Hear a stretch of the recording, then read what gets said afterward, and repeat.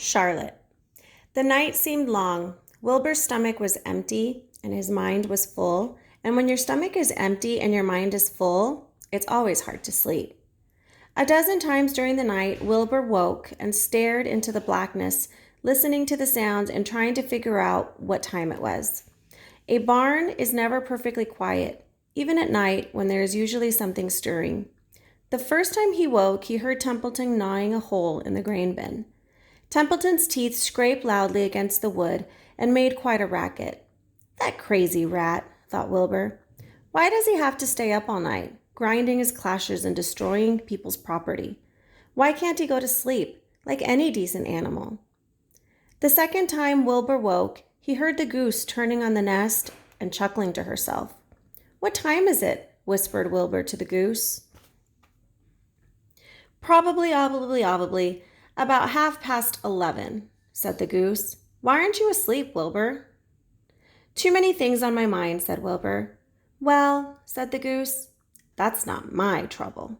I have nothing at all on my mind, but I have too many things under my behind. Have you ever tried to sleep while sitting on 8 eggs?" "No," replied Wilbur. "I suppose it is uncomfortable. How long does it take a goose egg to hatch?" Approximately 30 days, all told," answered the goose, "but I cheat a little. On warm afternoons, I just pull a little straw over the eggs and go out for a walk." Wilbur yawned and went back to sleep. In his dreams, he heard again this voice saying, "I'll be a friend to you. Go to sleep. You'll see me in the morning." About half an hour before dawn, Wilbur woke and listened. The barn was still dark. The sheep lay motionless. Even the goose was quiet. Overhead on the main floor, nothing stirred. The cows were resting. The horses dozed.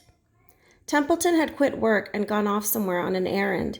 The only sound was a slight scraping noise from the rooftop, where the weather vane swung back and forth.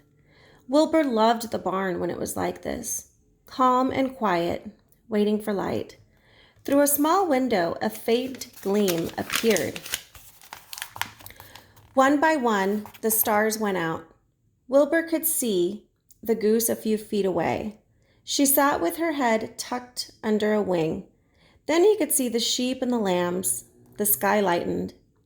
"Oh, beautiful day it is here at last. Today I shall find my friend." Wilbur looked everywhere. He searched his pen thoroughly. He examined the window ledge, stared up at the ceiling, but he saw nothing new. Finally, he decided he would have to speak up. He hated to break the lovely stillness of dawn by using his voice, but he couldn't think of any other way to locate the mysterious new friend who was nowhere to be seen. So Wilbur cleared his throat. "Attention, please," he said in a loud, firm voice. "Will the party who addressed me at bedtime last night kindly make himself or herself known by giving an appropriate sign or signal?" Wilbur paused and listened. All the other animals lifted their heads and stared at him. Wilbur blushed, but he was determined to get in touch with his unknown friend. "Attention, please," he said. "I will repeat the message. Will the party who addressed me at bedtime last night kindly speak up? Please tell me where you are, if you are my friend." The sheep looked at each other in disgust. "Stop your nonsense, Wilbur," said the oldest sheep. "If you have a new friend here, you are probably disturbing his rest, and the quickest way to spoil a friendship is to wake somebody up in the morning before he is ready. How can you be sure your friend is an early riser?" "I beg everybody's pardon," whispered Wilbur. "I didn't mean to be objectable." He lay down meekly in a manure, facing the door. He did not know it, but his friend was very near, and the old sheep was right. The friend was still asleep. Soon Lurvy appeared with slops for breakfast. Wilbur rushed out, ate everything in a hurry, and licked the trough. The sheep moved off down the lane. The gander waddled along behind them, pulling grass. And then, just as Wilbur was settling down for his morning nap, he heard again the thin voice that he had addressed him the night before. "Salutations," said the voice. Wilbur jumped to his feet. "What?" he cried. "Salutations," replied the voice. "What are they, and where are you?" screamed Wilbur.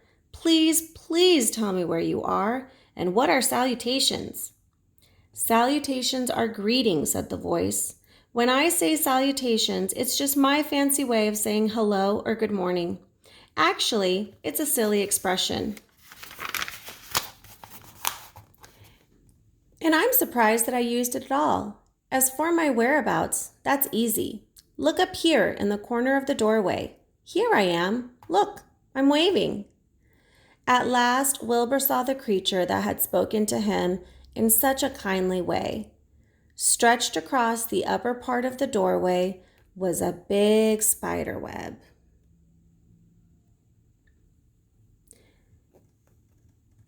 And hanging from the top of the web, head down, was a large gray spider.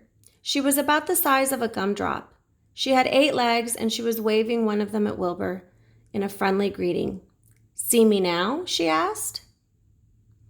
"Oh, yes, indeed," said Wilbur. "Yes, indeed. How are you? Good morning. Salutations. Very pleased to meet you. What is your name, please? May I have your name?" "My name," said the spider, "is Charlotte." "Charlotte what?" asked Wilbur eagerly. "Charlotte A. Cavatica. But just call me Charlotte." "I think you're beautiful," said Wilbur. "Well, I am pretty," replied Charlotte. "There's no denying that. Almost all spiders are rather nice looking. I'm not as flashy as some, but I'll do. I wish I could see you, Wilbur, as clearly as you can see me." "Why can't you?" asked the pig. "I'm right here." "Yes, but I'm nearsighted," replied Charlotte. "I've always been dreadfully nearsighted. It's good in some ways, not so good in others. Watch me wrap up this fly." A fly that had been crawling along Wilbur's trough had flown up and blundered into the lower part of Charlotte's web, and was tangled in the sticky threads.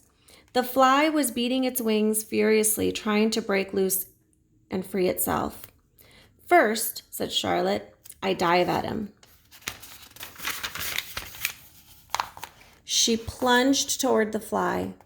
As she dropped, a tiny silken thread unwound from the rear end. "Next, I wrap him." She grabbed the fly, threw a few jets of silk at it, and rolled it over and over, wrapping it so that it couldn't move. Wilbur watched in horror.